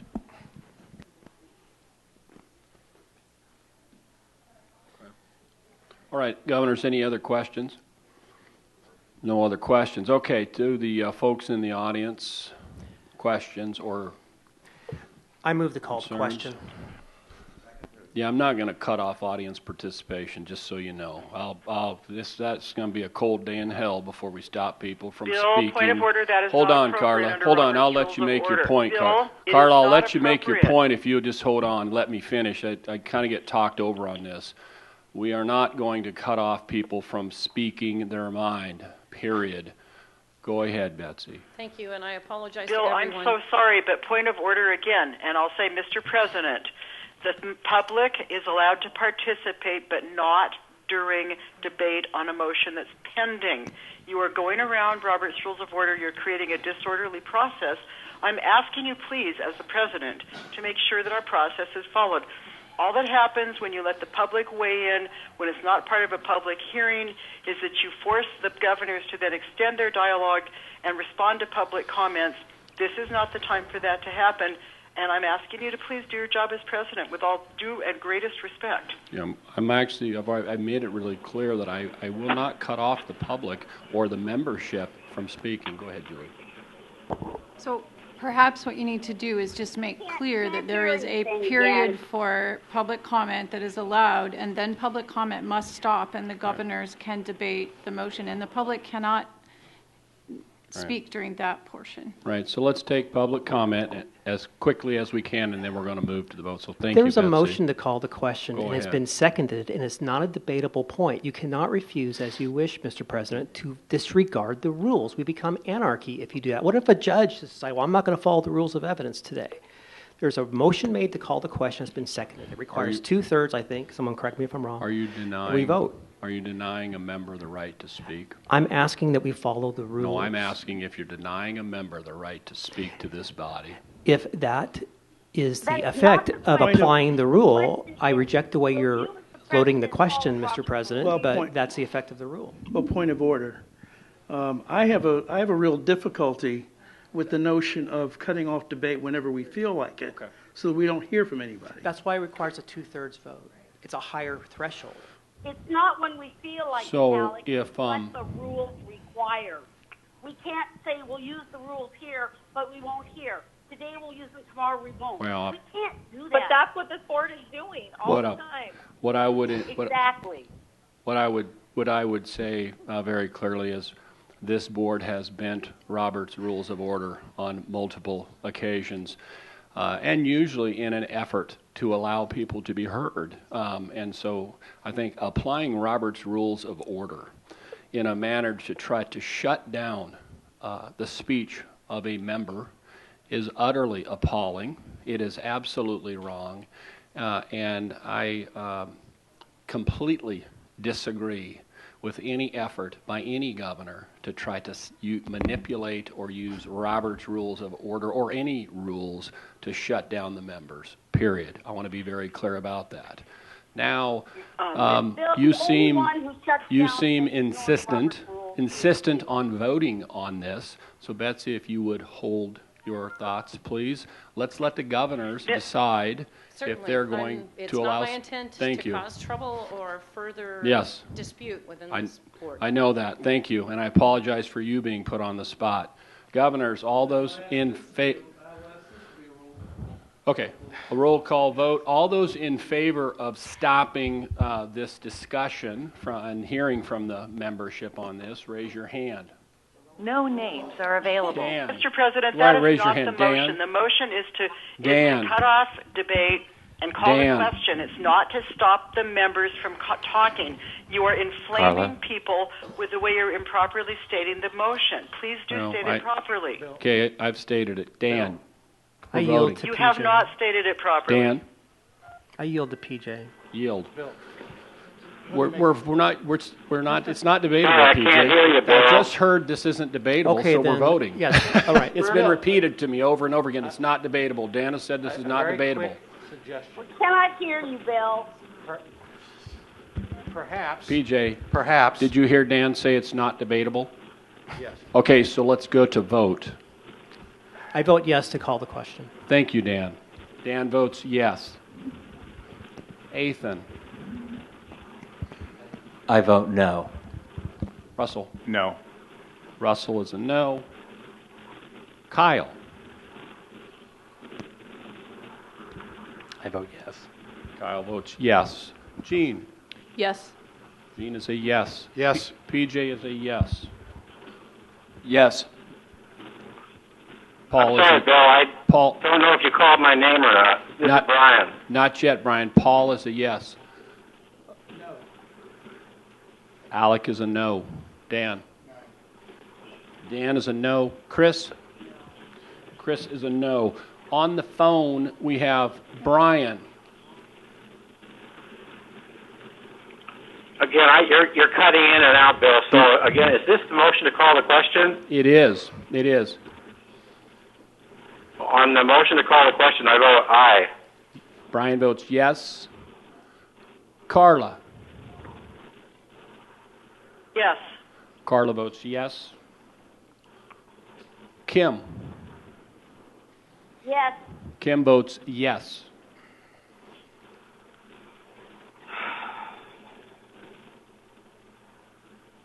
I have 8. I have 8 in favor. I have 5 opposed. I think the motion fails. So, you double checking that, Julie? It's a 2/3. It's a 2/3, Gene. So, right. All right. So, I will count that as a victory for the speech of members. Please, Betsy, you can speak, and we will continue this dialogue. Mr. President, please stop your editorial comments from the chair. That's so inappropriate. You're not helping us with an orderly progression of this discussion. I'm asking you to please be respectful of the process. I am respectful, Carla, but there's nothing that says I cannot actually speak, okay? I am being respectful. Go ahead, Betsy. Thank you for the opportunity to speak, and I apologize first. I was not able to be here this morning when I understand there was extensive discussion on this topic. I first had a question, and that is, what is the process in place for someone to step in and be an acting executive director during a period of time where it seems to me it's more important than ever to have somebody assisting this board who knows what they're doing, knows the intricacies of the process, who has extensive experience in guiding us through difficult times.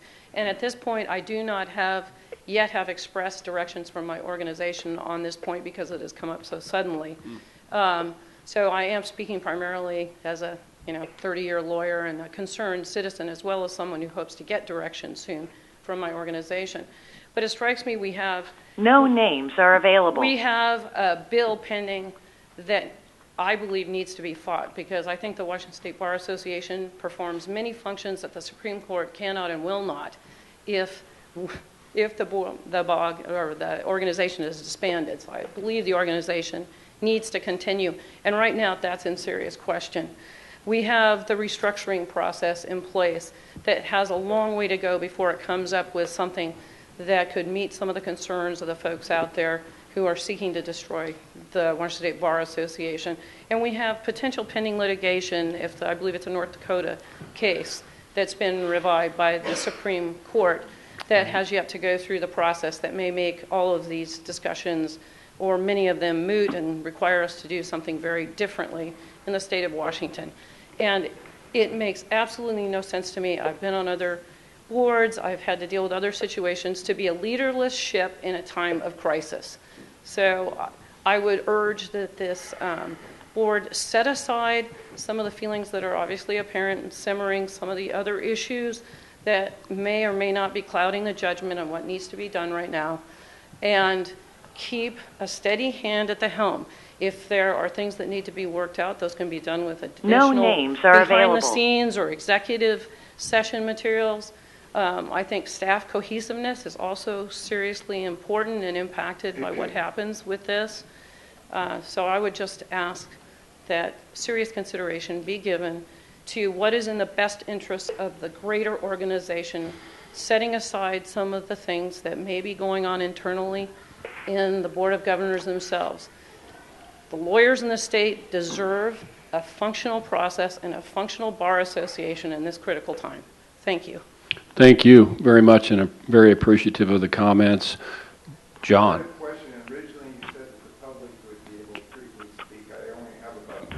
If you'd like to speak, John, step up there. Yeah. Very briefly, I just want to, I'm not sure why Paula is resigning, but I do know that you called a special meeting in December. It was supposed to happen in January. I saw a thing in the minutes that, of course, they never got around to the issue, but Paula Littlefield hadn't gotten the materials available yet, and she's opposed to it. We're sitting here after another special meeting in February that didn't have anything to do with it, and now we're here in March, and the only concern that I have is that you follow through with what you were going to decide in December. Are you going to control your litigation or not? And it shouldn't be up to Paula Littlewood or anyone else to delay or anything else. If you want to keep her on, but I'm looking at it as a member of the public. Suzanne I don't Michael. know what's going on, but I do see one thing I don't like, and as it, apparently you've kicked it down the road. So that's all I have to say. I came down all the way from Seattle to say that today, so I hope I didn't take too much of your time. No, thanks, John. Did you get everything said you needed to say? Yes, appreciated very much. Additional comments or questions from the audience? Seeing none, we will call you, and I think, Alec, you had requested a roll call vote. This is on Athan's original motion to extend the deadline for Paula through the structures work group. Dan Bridges? Nay. Dan is a no. Athan? Yes. Athan is a yes. Russell? No. Russell is a no. Kyle? No. Kyle is a no. Gene? No. Gene is a no.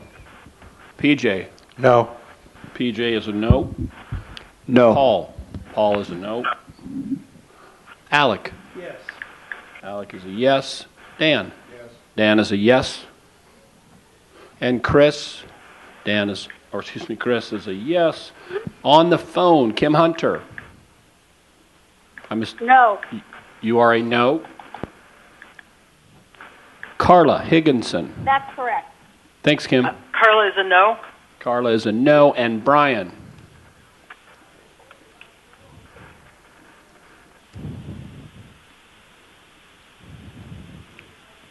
We're waiting for you, Brian.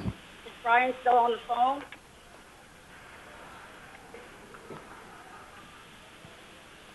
Brian was having trouble hearing. I wonder if he's trying to redial. Yeah, we'll give him a minute here. He was just here, so I'll give him 60 seconds and then we'll move on.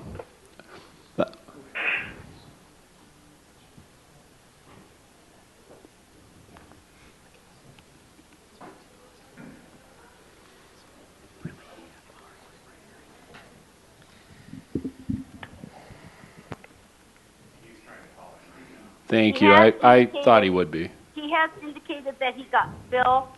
He has indicated that he got cut off. He is attempting to call back in. Thanks, Kim. We're waiting for him to vote.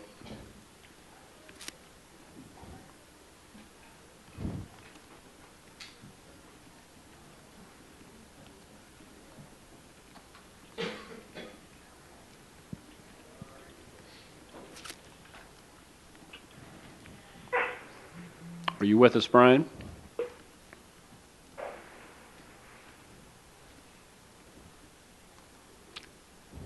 Guessing Governor's. He says he's calling in. All right. That's what he texted. Okay. I have 8 votes opposing the motion, 4 votes in favor. We're going to move forward and say the motion to extend fails. All right, governors. Okay. Go ahead, Julie. All right. At the risk of making a mess, I will point out that one of the governors has just stated that the decision to terminate the executive director could not have occurred in executive session, so I think you need to do it again. Do we if you have want a, to terminate, or I think you need to do it again in public session. all right, do we have a motion? Governors. Paul. This is Kim. I will make that motion. I Kim. second. All right, Kim. And Kim, your motion is to terminate Paula Littlewood. That is correct. Effective date? March 31st. Okay. Paul, do you second that? Second. Seconded by Paul Sweigel. Any discussion, governors? This is Carla. May I suggest an amendment that the motion be to confirm the vote taken in January to terminate Paula Littlewood? I don't know if the motion maker would accept that or not, but if she would, that would be my suggestion. Yes, the motion maker will accept that amendment. Okay, accepted as a friendly amendment. Paul, do you agree with that as the second? I agree. All right, governors, any discussion? Ethan? I have a question for the maker of the motion. Can you just articulate the basis for the motion for the benefit of the public and those that are here in the audience? I move to amend the motion on the table to include all of the subsequent decisions and actions taken thus I far. haven't given up my time yet. Oh, I didn't ask if you did. I made a motion. Look, hold on, Dan, if you could. We want to let's try to let everybody go. Thanks, Dan. So I guess the question I have for the maker of the motion is. You guys have to speak up. I cannot hear you. Hi, Kim. The question I have is, can you please explain the basis for your motion for the benefit of those that are here in the audience that would like to know? Mr. President, I've got to object on the basis of this is getting into areas that I don't think we should be talking about outside of executive session. Why? I'm gonna defer to our general counsel. So the bylaw says the BOG may meet in executive session at the discretion of the president, subject to a majority vote of the Board of Governors that an issue is not properly raised in executive session. And then if you go down to the one that's number 3, dealing with the executive director, it says to evaluate the qualifications of an applicant for employment as executive director or general counsel, or for appointment to a position with the bar or on a bar entity, to review the performance of the executive director, or to receive or evaluate complaints regarding officers, governors, bar staff, or appointees to other entities. Number 6 says to discuss any other topic in which the president... No names are available. ...in his or her discretion... Please mute your phones, guys. I cannot hear anything. So, Kim, I'm reading from page 45 of the bylaws. If you have your bylaws, you could just look on that page. I'm reading from the statements in the bylaws about what should be in executive session. So I read, I read number 3, which seems to be the closest to this particular situation, but it does not specifically call out termination. So then I'm reading the extra clause, which is number 6, to discuss any other topic in which the president, in his or her discretion, believes the preservation of confidentiality is necessary, or where public discussion might result in violation of individual rights or in unwarranted or unjustified private or personal harm. This subsection shall be narrowly and strictly construed. Mere embarrassment or criticism is insufficient, standing alone, to address an issue in executive session. Okay. So I'm going to renew my question for the maker of the motion. And I just want to note, though, that it seems remarkable the lengths at which some people are trying to go to suppress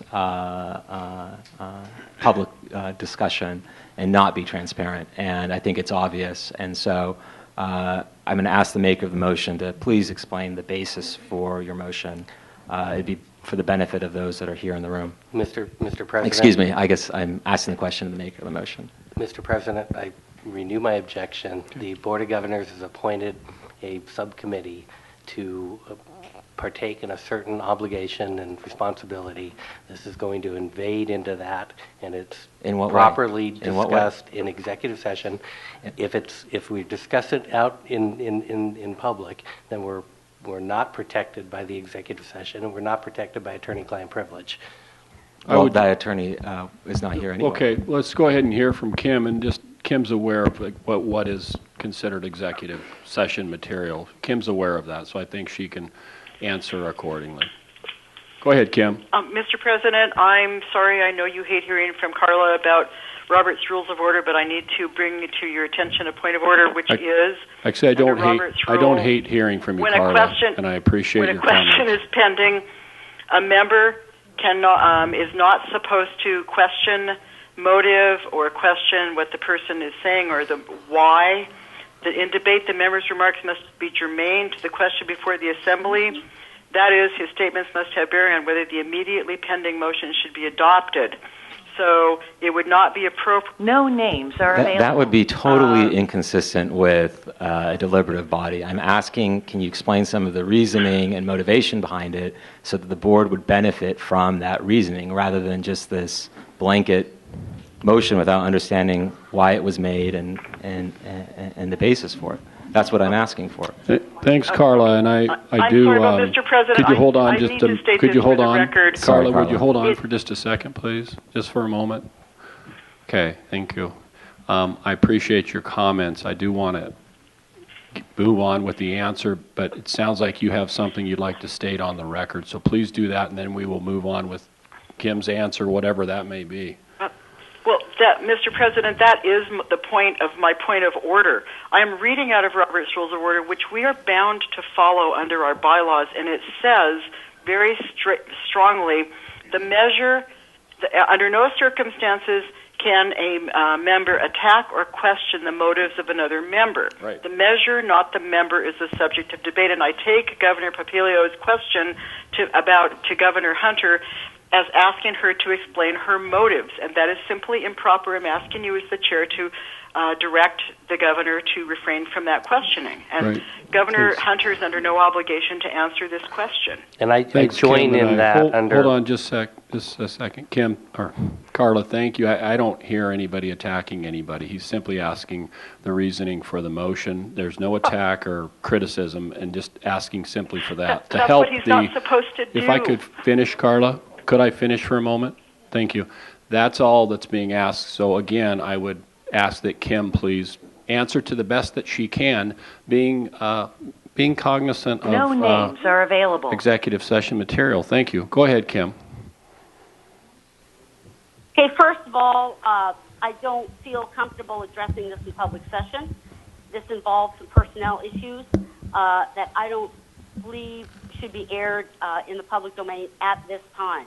Secondly, I don't feel it appropriate for me to speak for each one of the individuals that voted yay or nay to this issue, to this motion. I can state that I have informed the justices of some of the activities that have occurred here today, including the ignorance of Robert's Rules of Order. I don't believe I'm required to, as an individual, address this. Like Carla said, I understand, Mr. President, that you, on a number of occasions, choose to set aside Robert's Rules of Orders. I don't feel that's appropriate. I think the question given to me to explain a motion that had been voted on, and I might add, approved by a rubber stamp by the state Supreme Court. I don't believe now is the time to be asking questions of myself who made the original motion. So with that, I would submit that as an individual making this motion under Robert's Rules of Order, I do not have to respond to personal or individual motions. I moved to address what General Counsel, that's the only reason I'm saying this in an open session. I think that this needs to be an executive session, although I will reiterate my objection that this issue has previously been voted on, approved by a majority of the board of governors. We don't do this in second-guessing every other vote that we do. Furthermore, to add credence to this vote, It has been rubber stamped by the Supreme Court. I think that this is time to end this discussion and move on. Okay, Kim, is that everything? Here, Kim. Is that Carla, hold on, please. Is that everything, Kim? Kim? It is. Okay. The only thing I would just, I would put out there just as a caution, and Justice Madsen, I should have mentioned this earlier, is here with us today, and we greatly appreciate her presence in the room and her willingness to listen in on our discussion. But Kim, the one thing I would say and caution the entire board, this Supreme Court of ours does not rubber stamp, in my opinion, any opinion. Approved. Hold on, please hold on. Please hold on, Kim, so I can finish, and I will. Our Supreme Court does not rubber stamp any opinion. And if I am wrong about that, I suspect the justices can correct that. But my belief is they do not serve as a rubber stamp in any way, shape, or form. The comment is more than insulting and beneath this board for sure. Paul? Bill, I'd just point out, I think that's an unfair characterization. I think Governor Hunter just misused the term rubber stamp. I don't think she implied or intended anything negative, and I think it's a bit mean-spirited of you to suggest that. Well, I'm not mean-spirited, Paul, but I understand your feelings on that issue. Alec, did you have a? If you'd hold, please, Kim. That's why I asked if you had finished. Go ahead, Alec. Yeah, I have come to a conclusion long ago that one of the most threatening one-word questions one may ask is why. I want to look around to all of our governors, because at least I want you all to know I still don't know why, except perhaps ipsa dixit. We did it because we could do it. And unless someone wishes to step forward, we are left with that. And that is unfortunate. Thanks. Dan? I love the question why. Matter of fact, I really annoy a lot of attorneys at depositions when I ask their clients why 6 or 7 times in a row. Why? Because people give conclusions as an answer, and that's really not the answer. So why is always a valid question. But let me say this. With respect to the process, we had a very extended conversation in executive session. The notion that anyone around this table doesn't know why people voted the way they did is disingenuous. Point of order. I also don't know why. Well, I would suggest there's a difference. Point of order. That's not a point of order. Point of order is a violation of the rules, but that's okay. Well, it is a violation of the rules that we took this action in executive session. I'm not going to bait into it, Nathan. I'm sorry? The bottom line is... Hold on. I think the point is, I know we have 2 governors asking why. Dan is... The bottom line is that we've already voted. I disagree with the opinion of the General Counsel, but I think the answer to Kim's question is because the General Counsel said to. So we can sit here and relitigate this, which is obviously what the attempt is. That's fine. You can try that. But we all know. So let's vote. Let's move past it. We're not going to relitigate something we spent how many hours talking about 2 months ago. It's not well taken. Okay. Ethan? Can you refresh my recollection, Dan? No, because were you there in the room, actually? Yeah. Okay. Well, then I can't help refresh your recollection over 4 hours, but if you'd like to talk about it later, I'd be pleased No, to I'm do just, so. I'm wondering why you're unable to articulate why. You said why is a great I question. can articulate why for hours and hours, but in an open session, as Kim pointed out, it's not appropriate. It's not fair to the person we're talking about. That's why we talked about it in executive session. Oh, I don't know. I know it is. And so I guess, I appreciate you starting your comments, Dan, by saying, yeah, go ahead. Paula. So when the message was delivered to me, I asked, and there were people in the room who can confirm this, I asked 4 times, what is the basis? And the answer I was given by Rajiv was, I have nothing more. I asked 4 times. So I'd love to hear why, because I've never been told. Why? Thank you. Okay. All right. Alec. I'm sorry, Governor Bridges. We definitely disagree. There were no particulars. I, in fact, asked for particulars. I got none. I got none, and I just have to say that is a fantasy. That is why I've been so troubled. And as a matter of fact, that is also why. So I hope we get to it somehow or another, because even the scarecrow of going in another direction, we also don't have that direction. We don't have that vision. We have nothing to tell the people who asked us questions today. And that makes it very difficult. That makes it very difficult to come back to unity. That makes it very difficult. It's one thing to lose a vote on the merits. My problem is there were no merits offered. That's my problem. And it remains my problem. I would invite governors not to violate executive session privilege. Is there an answer why? I think Paul has asked if she'd like to hear why, and I think there are members that would like to hear why this action was taken. Okay. Anyone? Bill. Alec and then PJ. Yeah. So I'm going back and forth on this, and we talk about violating executive session processes. Well, if I had one that I could point to, maybe I could say that. If it's a violation to say we didn't have anything, I think that's true. And as a matter of fact, we did meet with two members of the court. And I went to that meeting because I wanted to finally hear what were the reasons. We talk about this. We took an action. At some point, I think we're going to have to actually listen to our members, not in terms of redoing it. And I have no illusions about there's going to be a change in the vote.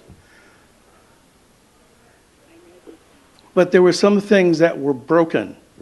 One of those things that were broken is that some of us were quite aware on what was going to happen, and others of us were not. And even when we asked the question, we got no information. That's troubling, and will always be troubling, because there's no way I can see my way clear to what we did. Okay, thanks, Alec. The question still stands. Paula is here in an open, transparent manner asking why, and there are members asking why as well.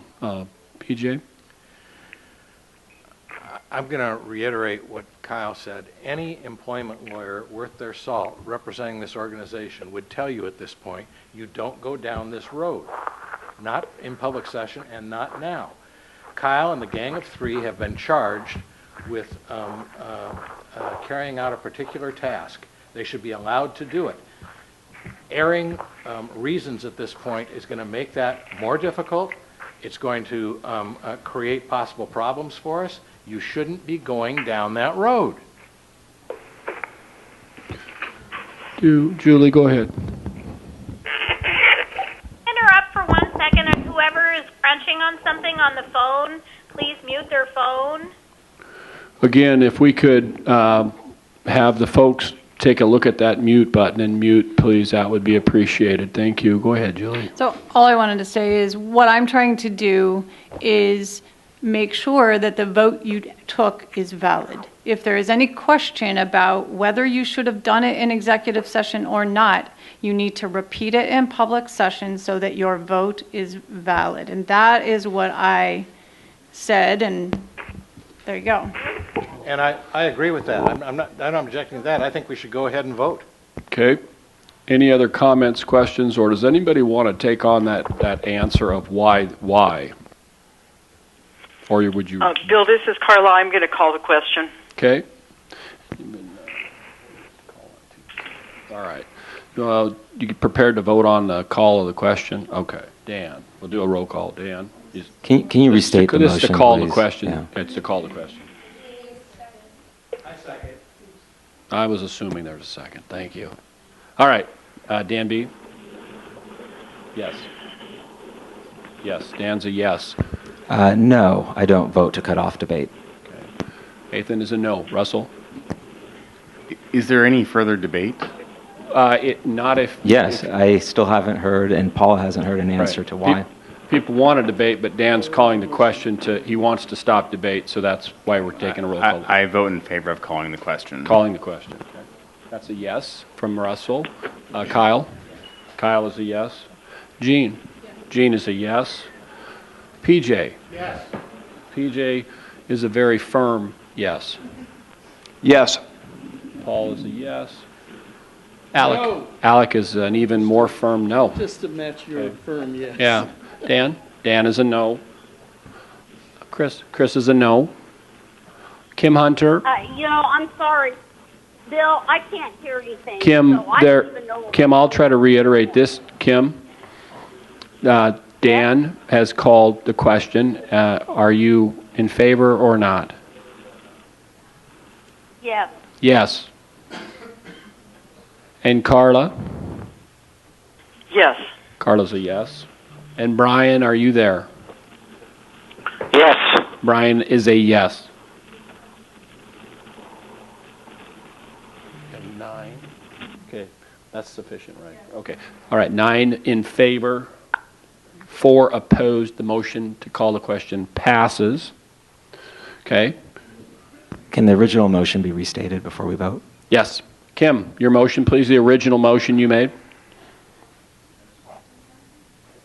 This is the same one I made back in January, that the Board of Governors votes to terminate the employment of the executive director effective March 31st. Okay. Thank you. Bill, Thank you. Mario Cava. her motion was actually to confirm the termination of Paula Littlewood as Well, executive director as originally all right. voted on in January. Hey, hold on, Carla. Kim, could we get your motion again, please? It's your motion. I would appreciate that. Okay, I'll restate it. Thank My you. motion is to reconfirm the January vote to terminate the employment of the executive director with a slight modification, making it March 31st. Okay. Margaret, did you get that? Were you able to hear that? Yes. All right. And then we had a second by, I believe it's Paul. Correct. All right. Roll call vote. Dan. Dan B is a yes. Ethan. It's not too late to do the right thing. No. Ethan is a no. Russell. Yes. Russell is a yes. Kyle. Yes. Kyle is a yes. Jean. Yes. Jean is a yes. PJ. Yes. PJ is a yes. Paul. Yes. Paul is a yes. Alec. No. Alec, Matching up PJ's.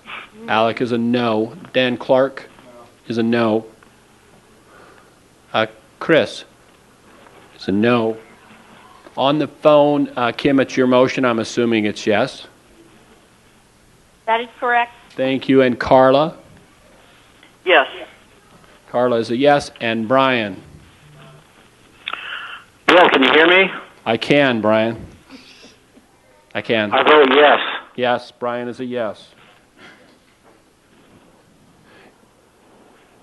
Vote is 9-4 in favor of reconfirming Paula's termination. Motion passes. And we're going to move to the next item on our agenda, which is to hear from our staff. Everybody, I will say this on the record very clearly. I think it is a huge mistake to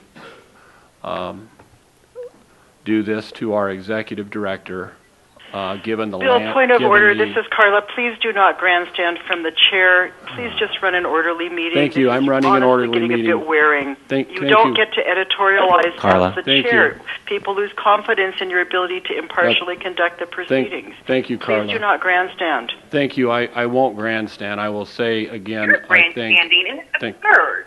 Thank you. Thank you. I will say I think it's a huge error to remove this executive director at this juncture in this organization with the legal landscape that we face. She has done an exemplary job in every form or fashion and everything that was asked of her. And I think it is an absolute tragedy that this has been approved of by the board. So suffice to say, we're going to take 2 minutes and then we're coming back with the issue that the staff want to address that is on the agenda. So 2 minutes, take a very brief break, and we're coming back. Bill, Thank you. Point of inquiry, when are we going to get to the three-prong motion? After that. Actually, we have the solidarity resolution with ALEC, and then we're going to the three-prong motion. So thank you.